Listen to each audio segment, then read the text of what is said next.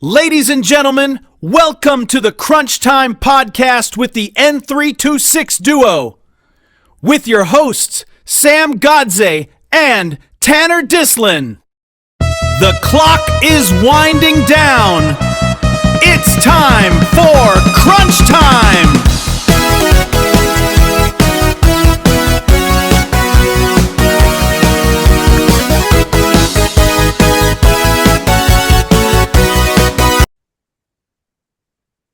Hello, everybody, and welcome to episode 214 of Crunch Time. I'm going to be your host today. I'm Tanner Dislin. That's Sam Godze. We are the N326 duo. Sam, how are we doing today, mi amigo?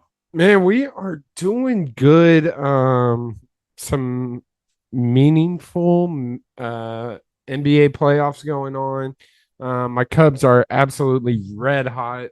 Two great games so far in the Red Series. Have another one tonight. So I'm excited to dive into this episode. No doubt about it. And not for nothing, hashtag that team that will not be named and not be brought up on this podcast until further notice has won 2 in a row and won a series. So we'll just leave that at that. So, but Sam, where do you want to start today?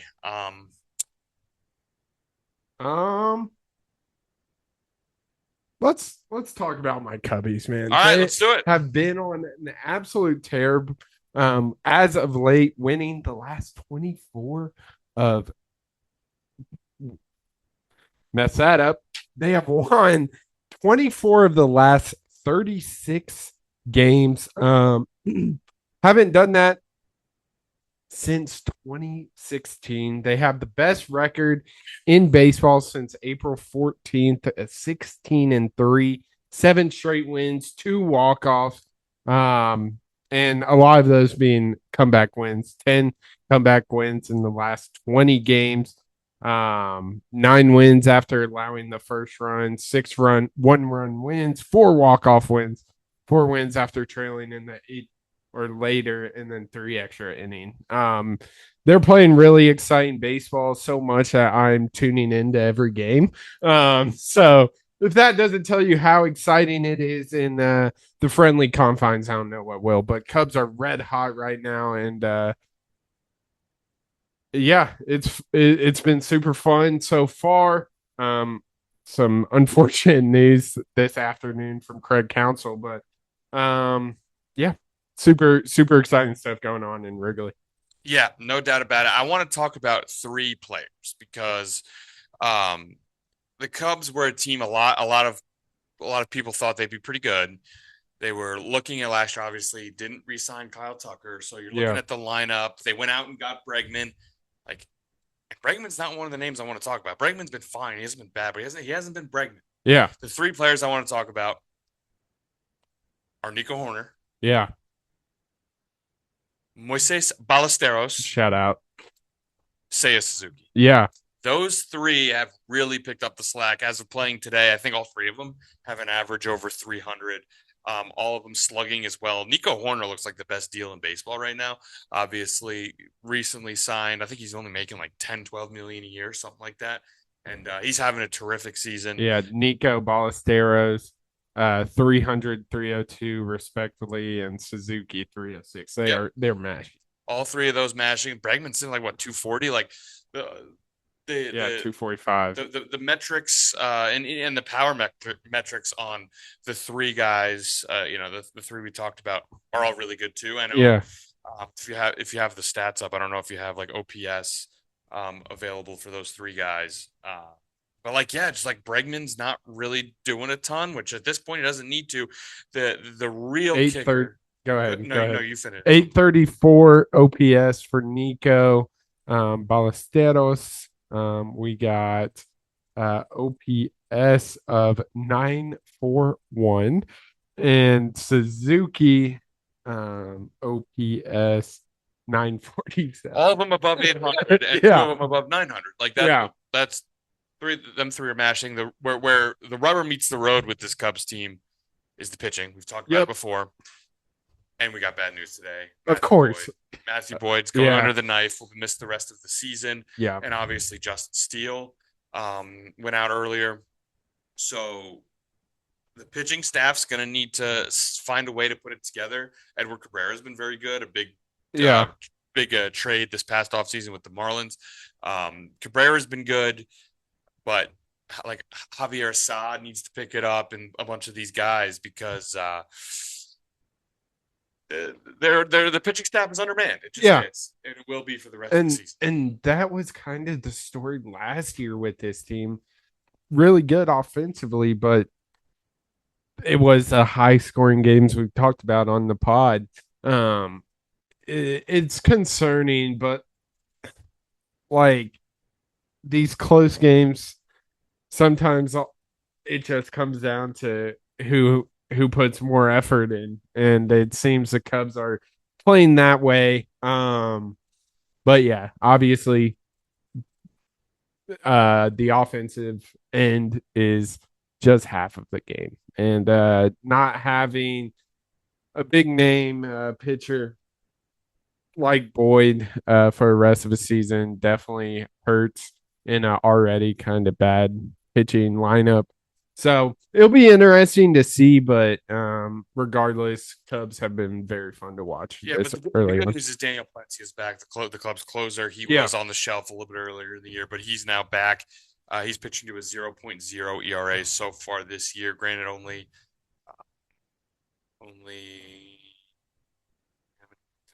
how many innings? You can do it. Yeah, I can't do it. I can't. Six innings, and only 6 innings. But yeah, he's been able to shut the door. Was the closer for Venezuela in the baseball classic. Obviously went on gold. But the Cubs look great. Yeah, them, and in the National League right now, we got 3 teams. Yeah, we got 3 teams that most people are talking about here, and that is the Cubs, the Dodgers, which maybe I'm not giving enough credit to the Padres, who are hanging in there as well in the National League.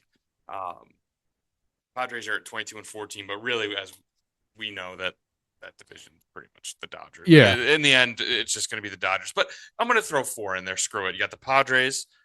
You've got the Cubs. You got the Dodgers, obviously, and another team that I'm going to try my best to not throw up in my mouth while I say it, because they have been unbelievable, Sam. That's the Atlanta Braves. Yeah. They are, I think they're 26-12 at this current juncture, which I think the is slightly above the Cubs. The Cubs are 24-12. Yeah. So I think might be the Braves who have the best record in baseball, but they are they're unbelievable. And that offense is unreal. Yeah.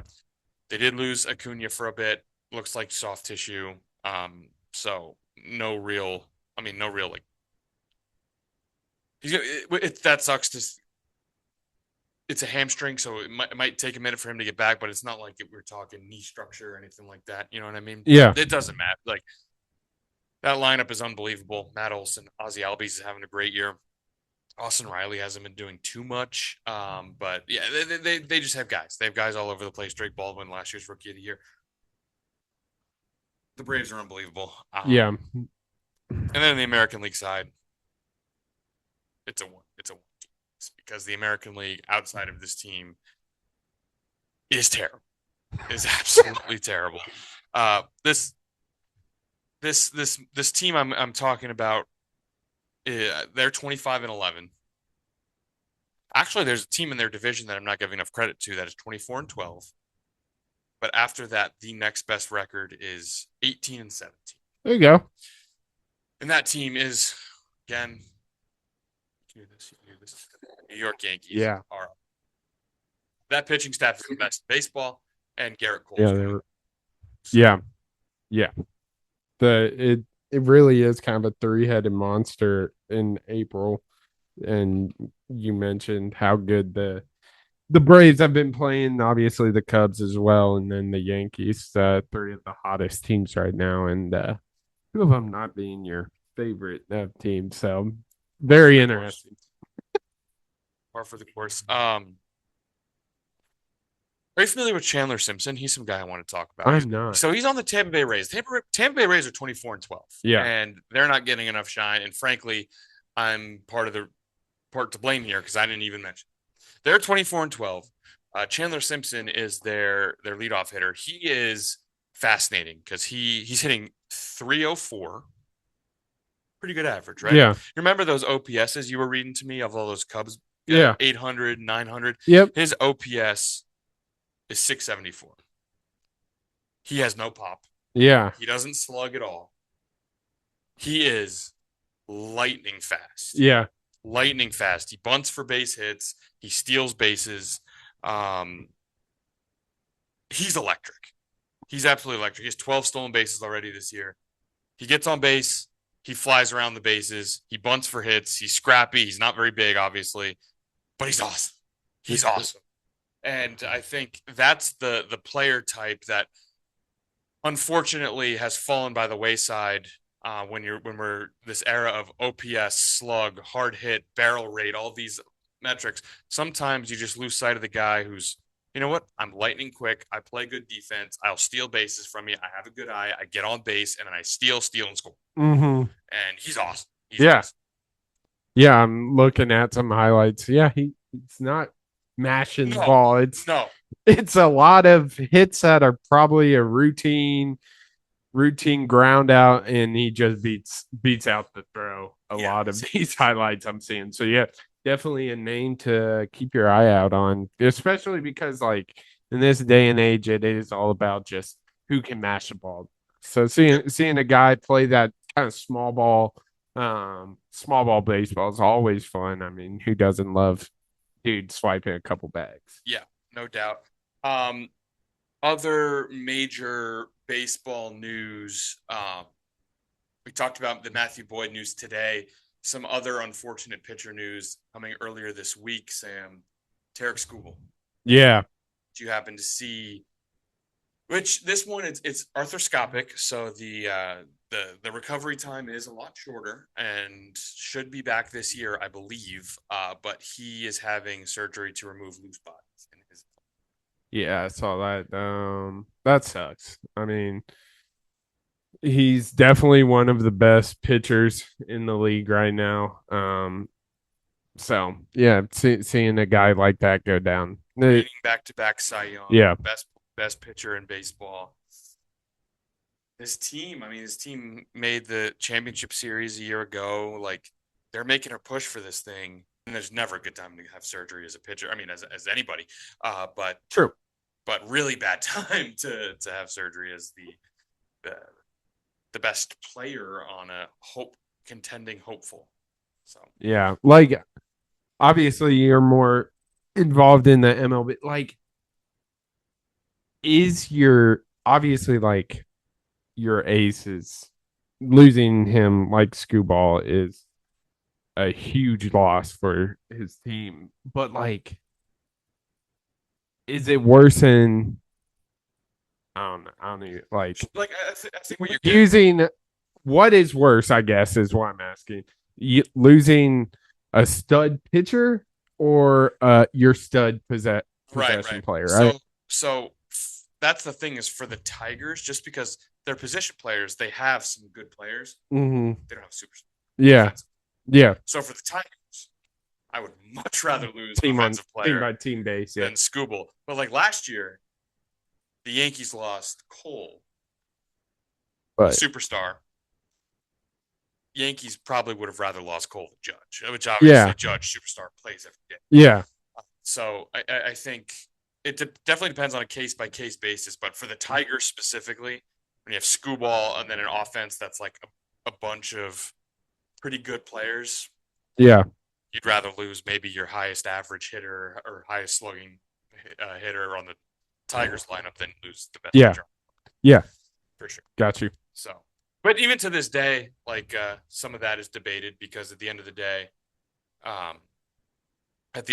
like when you get to the playoffs, you're going to be facing the other team's best pitchers. So you're going to need to counter that with your best pitchers. Yeah. And yeah. The lack of pitching always seems to catch up with teams in the postseason. Yeah. So to this day, that's debated, but I think for the Tigers, it's definitely for sure. It's definitely. But I mean, I'm trying to think. Any other? Is there anything else you want to touch on in the baseball world? Not really, man. Yeah. I mean, nothing that I can think of. I kind of think MLB is a weird sport to cover on a podcast Absolutely. because Especially like once. yeah, once a week podcast. So we've touched on who's hot and the big news. So I think we're good MLB wise. I don't Yeah, know. no, I agree. And one of these days, I'll get a good 40 minutes out on hashtag that. Yeah. But that is not today. So, should we talk about the offs? Yeah. Let's talk about it. Can't remember where we left off last time, but we're in the second round now. Yeah. We are in the second round. We had 3 game 7s in the first round. So, like, maybe that's egg on our face for some of the stuff we said about the first round earlier in the week. I think the one to start with, though, clearly the best series, and the game 7 kind of rocked when I was watching, and I was like, okay, this is what watching the NBA should feel like. This is what watching playoff basketball should feel like. Boston. Yeah. Game 7 kind of rocked. Yeah, 100%. I know we just put the NBA through the ringer and we got a lot of slack for Sure it. did. But like I'm not a fan of Embiid at all. I would assume you're the same way. Dude was hooping in game 7. He was. 34 points, 12 rebounds. Like he was so good, but I think as good as Embiid played, gotta show love to Maxi, man. I think Maxi's one of the better players on. I mean, 30 points to complement Embiid, VJ Edgecombe. It was just an all-around effort for this 76ers team. And what it was a 31 blown? It was 3 blown, yes. Hate that for the Celtics. 31 blown. Yeah, absolutely. Unfortunate to say the least. I mean, there were receipts all over the place, and frankly, I'd be one of those, like, the game to take a 3-1 lead, they won at Philly by 32. Yeah. I mean, yeah, that's not the most this series is over indication of all time. I don't know what is. And they bounced back, and in 3 consecutive games, by the way, scored 97, 93, and then 100, which is well below, I feel like, Celtics average and NBA average. And I mean, I did admit, like, this Celtics team that prided itself on launching and making threes, they didn't make them. They just did. The offense wasn't there. Yeah, absolutely. But obviously, the big news was Tatum. Yeah, that was a really weird situation. Everyone was expecting him to play, and then all of a sudden you get Shams tweet saying, "Oh, Tatum is out." Not long before the game, by the way. Yeah, like very close. Same day type news. I didn't even realize it was a possibility. Yeah, I didn't either. Unfortunate. It goes back to our issues with the NBA. I mean, I don't like player availability. It's so tough, but I mean, it was a surprise to us all. And I mean, that was a Celtics team that had played really well without him throughout most of the year. Yeah. And, I mean, when he came back, they were a top 3 seed. They looked when this whole season was, can they weather the storm until he gets back? Weather the storm, like, great. Yeah. Couldn't get it done against him. Yeah. And speaking of Tatum not being able to play, Jaylen Brown. I think we need to talk about this, Tanner.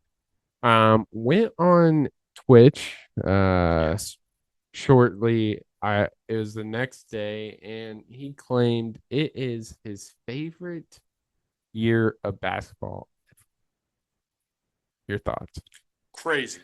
That is crazy. This is someone who has won an NBA Finals and an NBA Finals. Yeah. So, in my eyes, it boils down to a couple things. Yeah. Option A, he does not care about winning it. Yeah. Because apparently this little Twitch thing he's been doing is a new phenomenon. and this was his first year doing it. Okay. So he likes this idea of being an influencer more so than winning. Yeah. No, not. I think some of that, like, oh, you like it, some of these players, like, oh, if you lose, you need to stay until 2 a.m. I think that's a little overblown, but like Yeah. a little concerning if he's one of the best players on my team, I would say, but whatever. Or B, he hates Jason Tatum. I don't know which it is. And to be honest with you, I think it's A. I really do think it's A. I think he really liked the idea of having not necessarily all eyes on him in the fact that he's happy Tatum's out, but like in this influencer thing where he just streamed and people would. I think he liked that. I think he liked that attention. Yeah. I think he liked that. I don't think they hate each other, but like they might. They might. Like it very weird comment for him. Yeah, I think while I agree, I think he just like being option one or option A, however you want. Like if I'm looking at as Jaylen Brown, okay, I'm a finals MVP. I'm a champion on contender year in, year out since I kind of got in the league. Yet, no, like, obviously people talk about him, but if Tatum's on the floor, he just is a secondary. Yep, totally. Which, I mean, I can't say I blame the guy. It's nice being the number one option. It is a very confusing statement from someone who has won. Yeah. Yeah. Just weird. Some very some weird. Smell. The way this season ended, the idea of Tatum coming back, this team being the storybook team after the way their season ended last year with the injury, how they played well without him, and he came back and they looked unstoppable for a bit. They were beating the crap out of the Sixers, completely collapsed. Tatum's out. The way that the season ends, and then the way something reeks, something smells about this situation. I don't quite know it. Yeah, 100%. But we had another or two other game sevens. Yeah. Orlando, Detroit. Yeah. Did we go out here and talk about how bad Detroit, a 1-seed Detroit is? Yeah. I believe we got. I think we both got to go hand up. Yep, hand up. I'm going hand up. He's going hand up. They came back in the series. The Tarnation out of Orlando in Game 7, and now have a 1-0 lead in Game 2 in round 2. Yeah. Hand up. Yeah. We managed to look over one of the best players in the NBA. One of the best young stars, I should say, in the NBA. Cade Cunningham. Yeah, he's very good. He was absolutely incredible this series. Game 1, 39, 5 and 4. Game 2, 27, 6 and 11. Game 3, 27, 5 and 9. Then 25, 9 and 6, 45, 4 and 5, 32, 10, 3, 32, 1, 12. He was incredible this series, and he's one of those players I think deserves a lot more shine than he gets. He's incredible, has been since he stepped on an NBA floor. So I like seeing Cade Cunningham hoop, lead this team when they were getting disrespected and by us and a lot of people. Yes, but yes. Hand up accountability. Because like this series should be pretty fun. I mean, Detroit, the story with them, they have the star. Feels like who's going to step up? Game 1, round 2, it was both Duncan Robinson, Tobias Harris. It feels like it's got to be one of them. Obviously, we know Duncan Robinson's time in Michigan. A couple years he played in Miami. Yeah. He can shoot the lights out of the ball. and then Tobias Harris, one of the more polarizing players in the league. Mm-hmm. At the end of the day, can still play and can score. Feels like it's got to be one of them two. Yeah. And they did in game 1. Yeah. Absolutely. Cleveland, obviously, Donovan Mitchell's as good as it gets. Who knows what you get with playoff Harden? Yeah. They're a team I don't know what to feel about. Yeah. To be completely honest.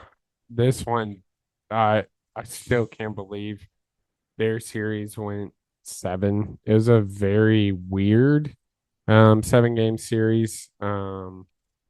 But yeah, I just feel like Cleveland should be so much better.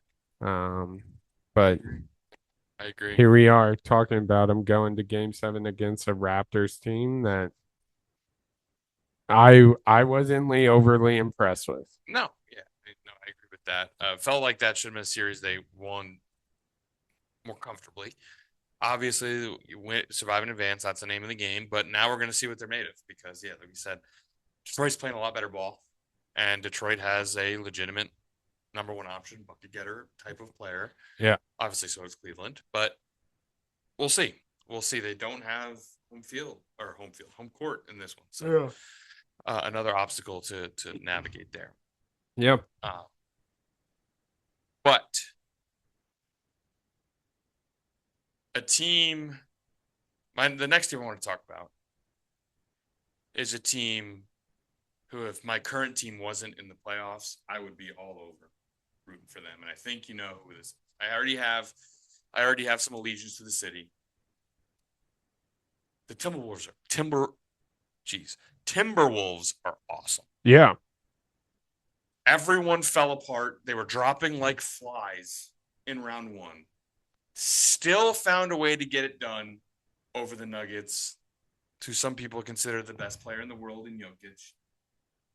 And now game 1 on the road against San Antonio, against the Alien, and some may be able to argue against a little bit of ref show. Some missed calls. They go into San Antonio, they get the game 1 win. Yeah. You mentioned kind of how they got torn apart with injuries. Ayu Dosunmu, who had a hell of a game round 1. Anthony Edwards not being 100%. Yeah, he came off the bench in game 1. Missed a couple games in round 1. Not 100% is the great way to put it. So much so he's not even starting. Yeah, and then Terrence Shannon Jr. just walks in, gets buckets, 16 points, 5 for 13 shooting. Julius Randle played well this one. Mike Conley. Let's talk about him. I mean, the man is still hooping at 39. Got big buckets down the stretch. There's really no reason the this makes no sense. This is honestly. To be honest with you, I looked at the roster and I thought they were better than a 6 seed. Can't say I paid too much attention to their regular season. I don't know if it was an injury thing, if they just never figured it out. But even with all the injuries, they didn't have Dosunmu in this game. But Mike Conley still getting buckets, Terrence Shannon Jr. playing well, young player. Rudy Gobert's been one of the best defenders in basketball forever. Yeah. And obviously they may have Kevin Durant, but we have Jay McDaniels. Yeah. He's I don't know, a premier role player in the league. Julius Randle, he's polarizing. No one knows more than me, but we've seen him score 50. He can just do that on any night. Anthony Edwards is as good as it gets in the league. Naz Reid is off the bench fun. And it was very rare in the NBA. The next man up mentality. Obviously, if there is next man up mentality, I want to kind of make this make sense because people are like, what the hell does he mean? But they play as it's next man up, but I'm going to fit into my role perfectly. And I think this Timberwolves team is a perfect embodiment of that. team first mindset. Yeah, of everything we talk about the NBA as a whole, what we like to see, what we don't like, the Timberwolves are super fun. Yeah. I really like watching them play. I'm a fan. I mean, I already just like generally root for the Timberwolves. But I love this Timberwolves team. I want them to make it. yeah. Not me. Yeah, I would sure. rather them lose. But if they took care of Wimby, I would thoroughly enjoy that. Now that's the other part of it is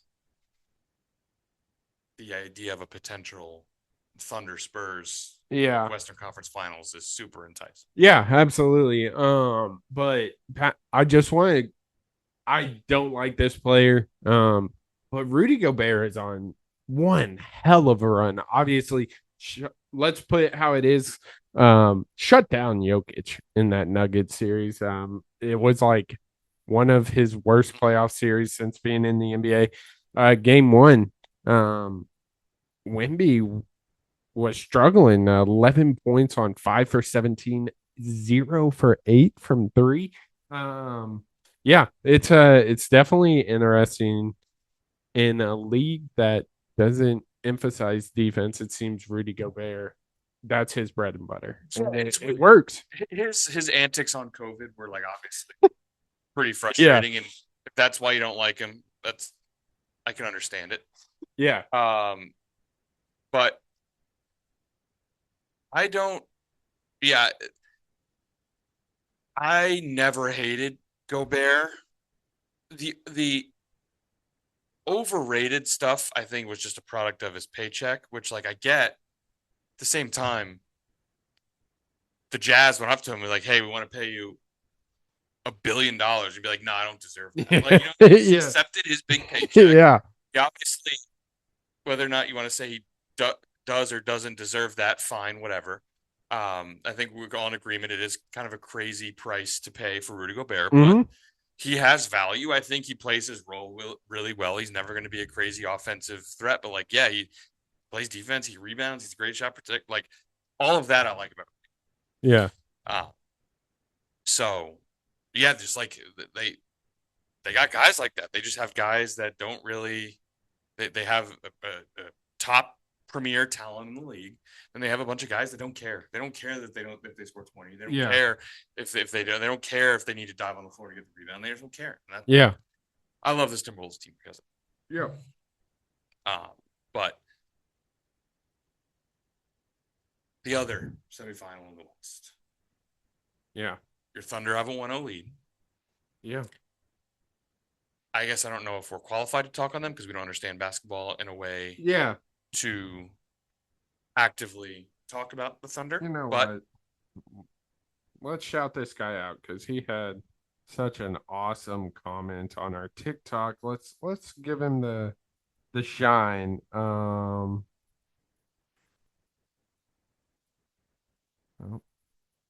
okay. Oh, Russ Whiffs. You guys hate basketball and don't understand the game on a deep enough level to understand why this team is so incredible and frankly incredible to watch. This was commented on a clip of how I think this OKC Thunder team is not very fun to watch. I don't even know. We hate basketball and we don't understand basketball. It's Correct. Something funny to say to someone who you never met before. But anyway, Correct.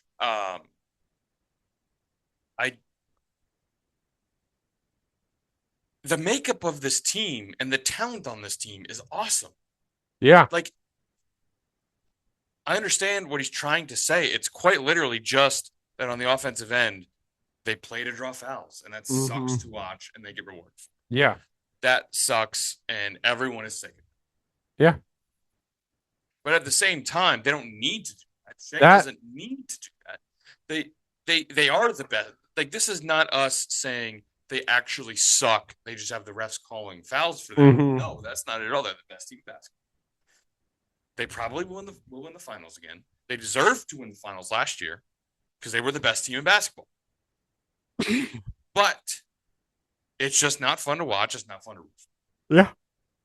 Simply put, I think you nailed it on the head. the thing that frustrates me most is the Shea foul baiting. It's a reason I don't like Trey Young. I don't like James Harden.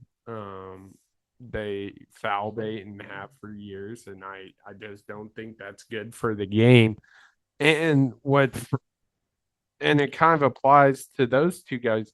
They don't need to. They are like Shea is the best guard in the league. I don't think many people will argue that, and if you do, that's a bit crazy. Certainly,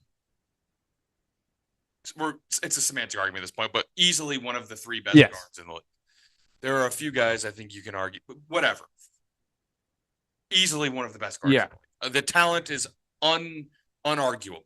Yeah, and him just foul baiting, it frustrates me. It's kind of a reason I've kind of fallen off with the NBA at points is because of the foul baiting and the refs rewarding that. Now, And, I do want to make an important distinction because I legitimately do believe there's a difference between drawing fouls and foul baiting. yeah, I think drawing fouls has been a skill in basketball forever. Beating your man, stopping, and then kind of like stopping in the middle for a pull up and having him run into you, I think is good basketball. yeah, It's quite literally the flailing. yeah, And what Harden would always do is like the tuck and rip through or for a shot, doing it so far out to where your arm gets hit. That's not a basketball play. Man stopping on a dime and rising up for a pull-up J and having him run into you. Yeah. That's basketball play. That has been forever. Yeah. Drawing fouls is not this idea of not ethical basketball or whatever they say. Drawing fouls is and will always be good basketball. I think it's funny. The two of the best, obviously, you can see the hat. I'm biased. I'm fully biased. I get that. I think Jalen Brunson is very good at drawing fouls. I think Tyrese Maxey is very good at drawing fouls. Yeah. As opposed to the flailing stuff that you see from guys like Embiid, who's 7 foot tall and flails constantly. And obviously Shea is the big one. Yeah. Yeah, 100%. Couldn't have said it better myself. So, but that series, Thunder in 4. to me, like it's gonna be on. What's the stats? Doncic. Yep. What happened? No idea. How's that for an answer? There we go. But before we actually research the injury, I want to play a quick game of fair or foul with you, Sam. Okay. Fair or foul. Fair or foul. Someone tweeted this. Now, tweeted this about Luka Doncic. Okay. I'm going to read you the tweet and see if you can guess who tweeted it, okay? Okay. Luka, at Luka Doncic, okay. Please get in the game. Take a shot of cortisone and deal with the pain. They are paying you $50 million a year, and you're not there. WTF. I hope at Genie Bus trades you next year. Nobody wants a lame duck on their team. I had no idea. Yeah, that was tweeted from Ric Flair. Oh. Just what you were expecting. Yeah. Sam. How did I not get that? Foul for Ric Flair to go out of nowhere. That's and go at Luka Doncic and tell him to get a shot of cortisone and deal with the pain because he's making $50 million a year and you're not there. WTF. Also, he hopes Genie Bus trades him because no one wants a lame duck on their team. I kind of love it. I think it's fair, dude. I think it's crazy, but like, there's probably 8,000 tweets like that from your average Joe. Trading him's great. The trade him comment is insane. Well, in defense, no one wants a lame duck on their team. True, it is true. But yeah, that's awesome. Hilarious. Grade 2 hamstring strain. Okay. Has been out since early April. He's unsure if he's going to play, according to Sean. So, hamstring strains are no joke. But do we think our dear friend Nico Harrison has cracked a smile in the past? Oh yeah. He's, how could you not? Yeah. I mean, feels like he has. you got one of the best prospects in the past however many years in Cooper Flag. He's absolutely killing it. And Luca has been injury prone so far in his Lakers tenure. Now, obviously, there's a lot of rig talk with them getting Cooper Flag, but I mean, if you're Nico Harrison, you are smiling ear to ear with this drama with the whole Luka Doncic situation for sure. Yeah. The only problem is it did cost him his career. Yeah. And it was, I mean, not I'm saying it's not deservingly because that it was a good trade or anything, Yeah. but like just because of the high profile of the trade and the name that was traded, it's like people have made bad trades before and have gotten jobs after, like, he's done. Yeah. Like, his career is over. Because no one's hiring him after he was the guy who traded Luka Doncic for Anthony Davis. Anthony Davis of all people, yeah. So, you know. Yeah, 100%. But yeah, he's smiling. Feels like that series is just on the it's thunder until until Luka comes back, and even then it just but yeah, so we will see. I mean, that's all the series. Nope. Which one am I forgetting? Your New York Knicks. Oh, okay. I guess we were talking. I looped that in with the 76ers Celtics talk in my mind. But yeah, yes, we haven't talked game one though. We did not talk game one. Domination. Belt task. Yeah. All right, that's it. But like, it is one of those where that's a game I expected to win. Philly coming off of a emotional 7-game series. Big win for them. Obviously, the Knicks rested, come back home. They shot over 50%. Yeah. Like, yeah, it felt like that was a perfect storm. The unfortunate news, though, got today. Not too long before tip-off. We got Joel Embiid's out. Hip and ankle or something. Yeah, hip and ankle. Yeah. I would love to know some of from maybe an orthopedist. Rumor has it he falls so much because it's easier on his joints. Yeah, and he does it to avoid. I see him on the floor constantly, and he's always to me.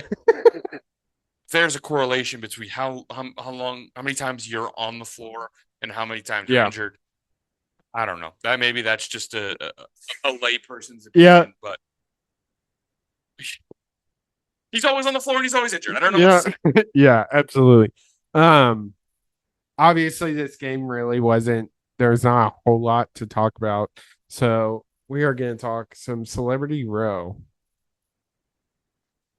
Yes. There's some talks about the Knicks with now I don't know why this is such a big deal. Two notable Knicks fans, Timothy Chalamet, yes, and Ben Stiller are kind of beefing right now because, well, I don't think they are.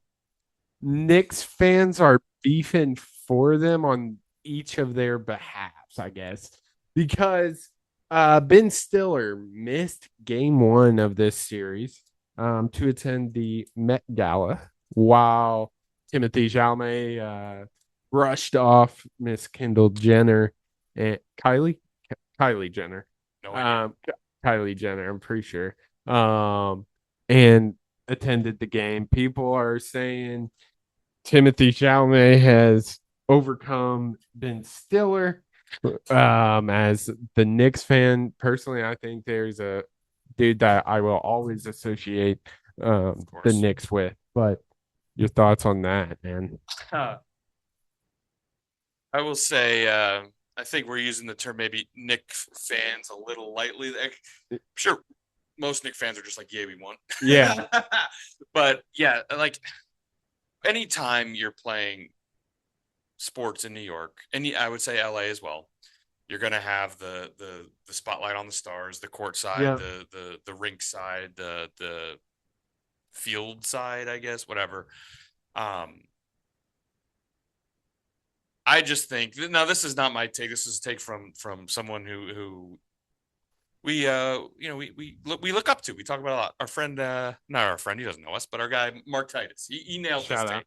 He nailed this take.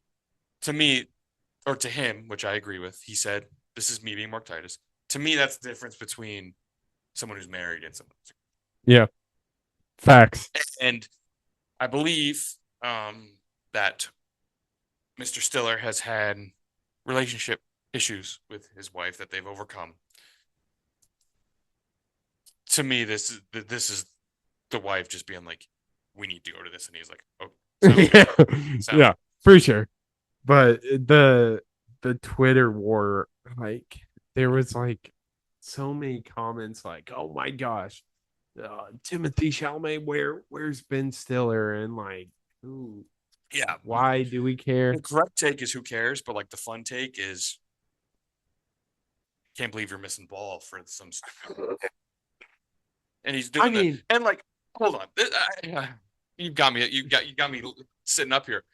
Ben Stiller, obviously the guy we associate with the Knicks. I agree. Like it'll always be Spike Lee. Yeah, Um, I was about to say that. So yeah, it'll always be Spike Lee, and then obviously, people our age, I'm sure, are a little bit more. I guess maybe that's not fair, but like I'm more interested in what Chalamet does as opposed to Ben Stiller. But Ben Stiller, you want to show love to the Knicks.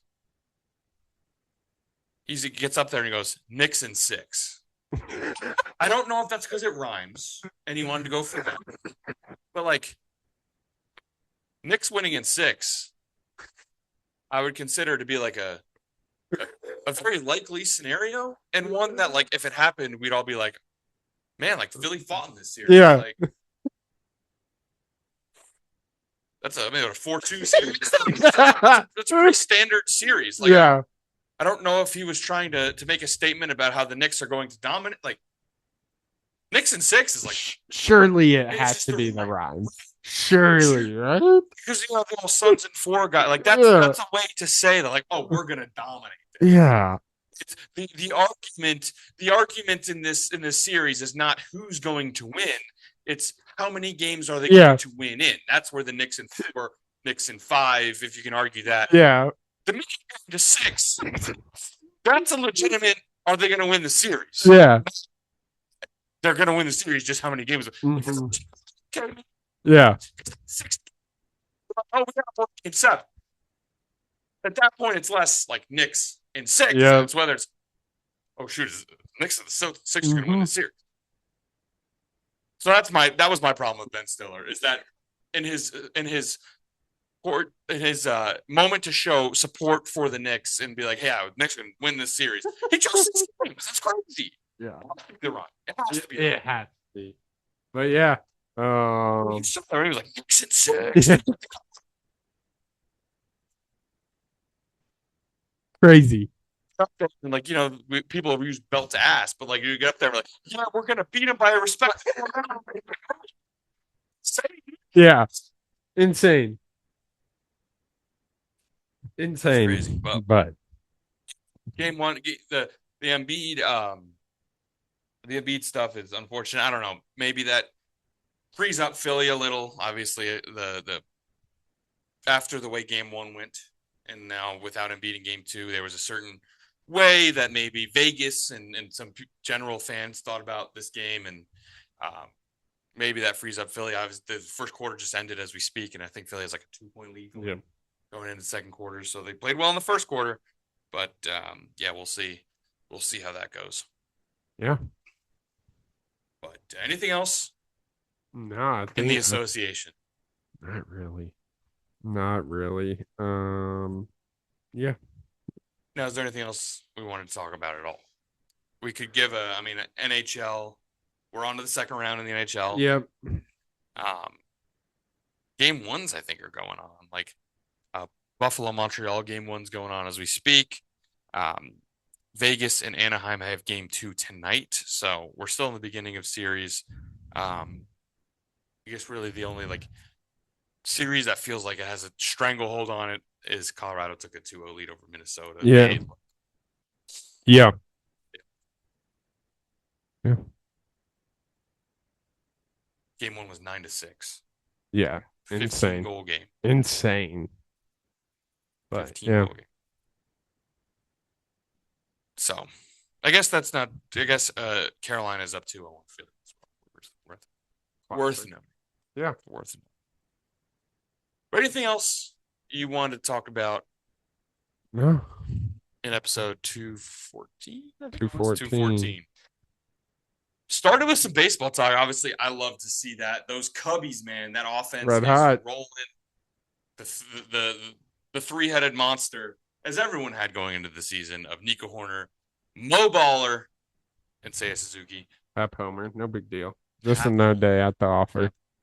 2-1. No big deal. 2-1 Cubbies.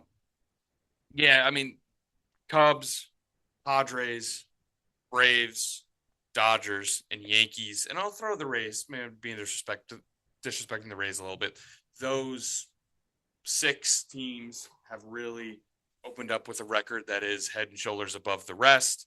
Then obviously on the basketball side of things, we're on to the conference semifinals, and some interesting things going on. A lot of teams making big statements early on, whether that be up 2-0, whether that be a dominant game 1 victory. Yeah, that's going to wrap it up for episode 214 of Crunch Time. Make sure to follow the podcast on X, Instagram, and TikTok at crunchtime_pod. Make sure to like, comment, and subscribe to the YouTube Crunch Time with the N326 duo. Obviously, basketball is starting to wrap up here shortly. Then we get into the summer. Going to be going live on YouTube more, so you don't want to miss out. Like, comment, and subscribe over there. Again, that is Crunch Time with the N326 duo. But the clock has run out on this episode, and we'll see you in the next one on Crunch Time.